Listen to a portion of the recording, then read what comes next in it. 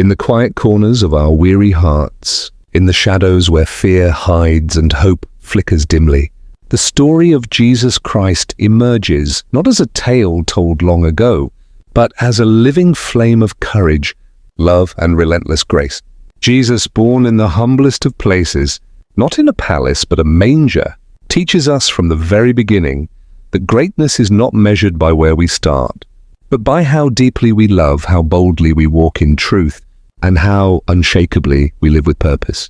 He walked among the broken, not the elite. He touched lepers, not royalty. He saw the heart, not the outward appearance. When the world expected a warrior king, he came as a servant. When they expected judgment, he brought mercy. And when they expected him to flee the cross, he embraced it.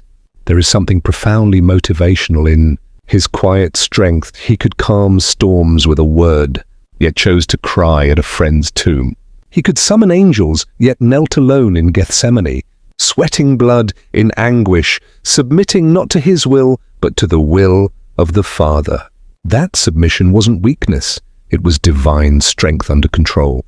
Jesus showed us that true power is found in surrender, and real victory is born through sacrifice. He was misunderstood, betrayed, falsely accused, beaten, mocked, and crucified. Yet never once did he retaliate with hate. Instead, he said, "Father, forgive them, for they know not what they do."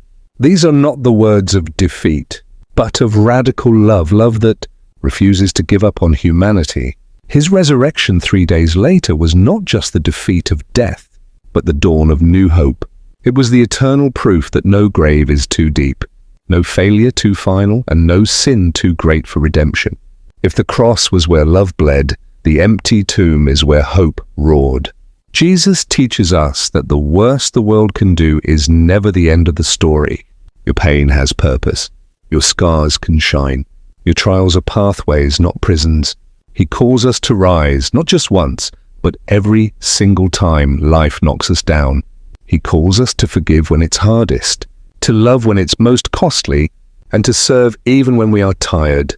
His message is not just about eternal life after death, but abundant life here and now. A life of meaning, anchored not in what we have, but in who we are in him, redeemed, chosen, loved beyond measure. Jesus doesn't promise a life without storms. He promises to be with us in the storm, to speak peace to our chaos, to walk on the waves when we feel like drowning.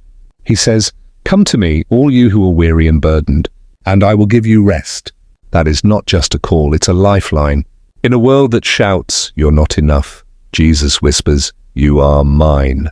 When you feel unseen, he sees you. When you feel unloved, he calls you beloved. When you feel hopeless, he reminds you, "Take heart, I have overcome the world." That victory is not reserved for him alone. It is offered to you. Through him you are more than a conqueror.